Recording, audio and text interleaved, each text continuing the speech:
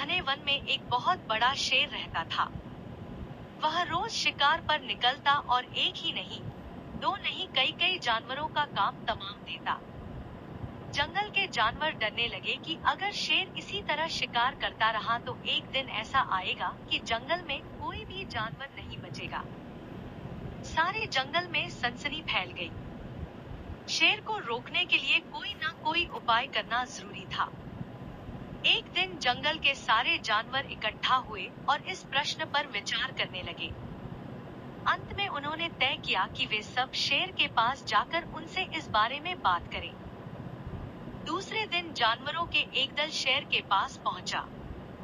उनके अपनी ओर आते देख शेर घबरा गया और उसने गरज कर पूछा, क्या बात है? तुम सब यहाँ क्यों आ रहे हो? जानवर दल के नेता ने कहा, महाराज, हम आपके पास निवेदन करने आए हैं। आप राजा हैं और हम आपकी प्रजा। जब आप शिकार करने निकलते हैं तो बहुत जानवर मार डालते हैं। आप सबको खा भी नहीं पाते। इस तरह से हमारी संख्या कम होती जा रही है।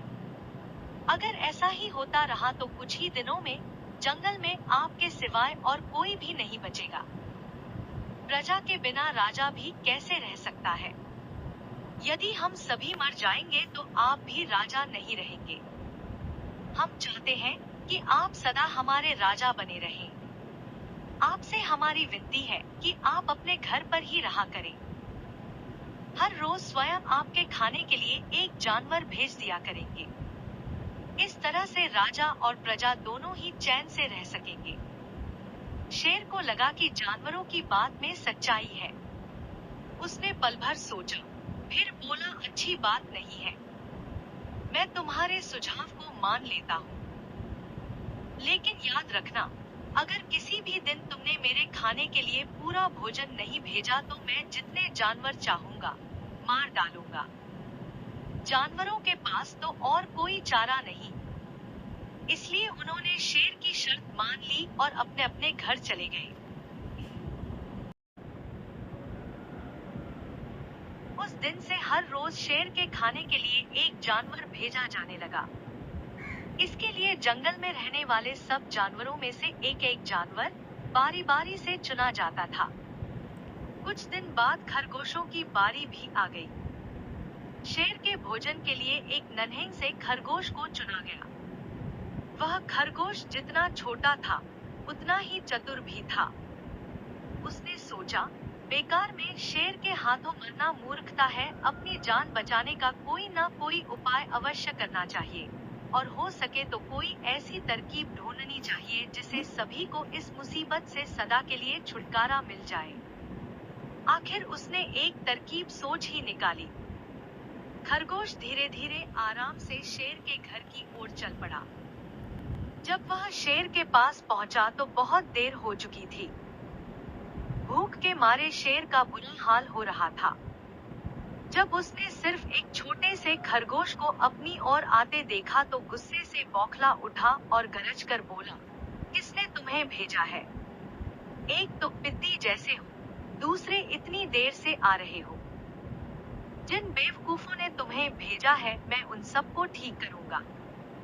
एक एक का काम तमाम न किया तो मेरा नाम भी शेर नहीं।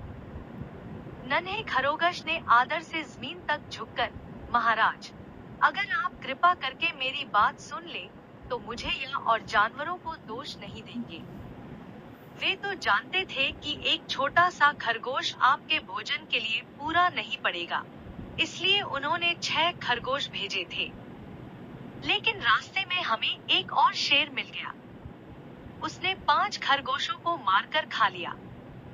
यह सुनते ही शेर दहाड़ कर बोला, क्या कहा? दूसरा शेर? कौन है वह? तुमने उसे कहाँ देखा, महाराज? वह तो बहुत ही बड़ा शेर है, खरगोश ने कहा। वह जमीन के अंदर बनी एक बड़ी गुफा में से निकला था। वह तो मुझे ही मारने जा रहा था। पर मैंने उससे कहा, सरकार, आपको पता नहीं कि आपने क्या अंधेर कर दिया है। हम सब अपने महाराज के भोजन के लिए जा रहे, लेकिन आपने उनका सारा खाना खा लिया है। हमारे महाराज ऐसी बातें सहन नहीं करेंगे। वे जरूर ही यहाँ आकर आपको मार डालेंगे। इस पर उसने पूछा, कौन है तुम्हारा राजा? मैंने जवाब दिया, हमारा राजा जंगल का सबसे बड़ा शेर है। महाराज, मेरे ऐसा कहते ही वह गुस्से से लाल पीला होकर बोला, बेवकूफ, इस जंगल का राजा सिर्फ मैं हूँ। यहाँ सब जानवर मेरी प्रजा है। मैं उनके साथ जैसा चाहूँ वैसा कर सकता हूँ। जिस मूर्ख को तुम अपना राजा कहते हो, उस चोर को मेरे सामने हाजिर करो। मैं उसे बताऊंगा कि असली राजा कौन है। महाराज, इतना कहकर उस शेर ने आपको लिवाने के लिए मुझे यहाँ भेज दिया। खरगोश की बात सुनकर शेर को बड़ा गुस्सा आया और वह बार बार गर्जने लगा। उसकी भयानक गरज से सारा जंगल दहलने लगा। मुझे फौरन उस मूर्ख का पता बताओ, शेर ने दहाड़ कर कहा। जब तक मैं उसे जान से न मार दूंगा मुझे चैन नहीं मिलेगा। बहुत अच्छा महाराज, खरगोश ने कहा, मौत ही उस दुष्ट की सजा है। अगर मैं और बड़ा और मजबूत होता तो मैं खुद ही उसके टुकड़े टुकड़े कर देता। चलो, रास्ता दिखाओ, शेर ने कहा। फौरन बताओ किधर चलना है। इधर आइए महाराज, इधर। खरगोश रास्ता दिखाते हुआ शेर को एक कुएं के पास ले गया और बोला, महाराज, वह दुष्ट शेर जमीन के नीचे किले में रहता है। जरा सावधान रहिएगा। किले में छुपा दुश्मन खतरनाक होता है। मैं उससे निपट लूंगा। शेर ने कहा, तुम यह बताओ कि वह है कहाँ? पहले जब मैंने उसे देखा था तब तो वह यहीं बाहर खड़ा था। लगता है आपको आता देखकर वह किले में घुस गया। आइए मैं आपको दिखाता हूँ।